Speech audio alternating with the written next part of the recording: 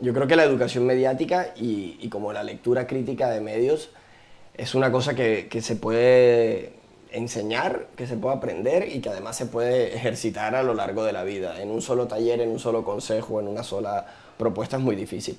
Pero es como ir afinando la mirada y hay cositas concretas que se pueden hacer. Por ejemplo, pensar en los personajes, en la construcción de los personajes de lo que vemos. O sea, el personaje de cierta telenovela o de cierta serie de televisión o de cierta película o de una publicidad o de un documental o de cualquier formato, cómo está construido. Normalmente de la ficción, pero también en otros formatos más cortos, hay un personaje que tiene una representación, que tiene una forma de hablar, una forma de decir, unas cosas que hacen. Y entender esa construcción del personaje y saber que es un personaje de ficción y como desgranarlo un poco podría ser un buen ejercicio para ver si nos sentimos identificados con él o con ella y si esa persona o ese personaje nos representa y tiene algo que ver con nosotros. No sé si es muy abstracto lo que estoy diciendo, pero esa sería una parte.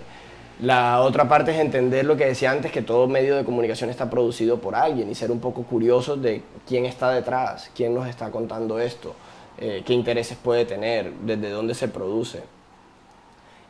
Lo otro que se me ocurre es que cada formato tiene una lógica también y tiene unas maneras, ¿no? Entonces si es un videoclip, pues tiene una letra, se puede revisar esa letra. Y el revisar la letra y el tratar de escuchar bien lo que dice no significa que le tengamos que poner una cruz a la canción y nunca más la podamos bailar y que tengamos que vivir amargados por todo lo que escuchamos y que tengamos que taparnos los oídos o no disfrutar de un baile de reggaetón.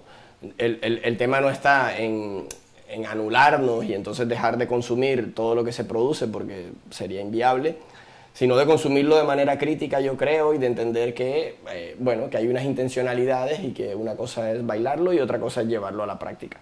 Pero igual que haríamos con cualquier serie en la que vemos un asesino y una cosa es disfrutar de la película y la intriga de la película y otra cosa es ir matando a gente por la calle.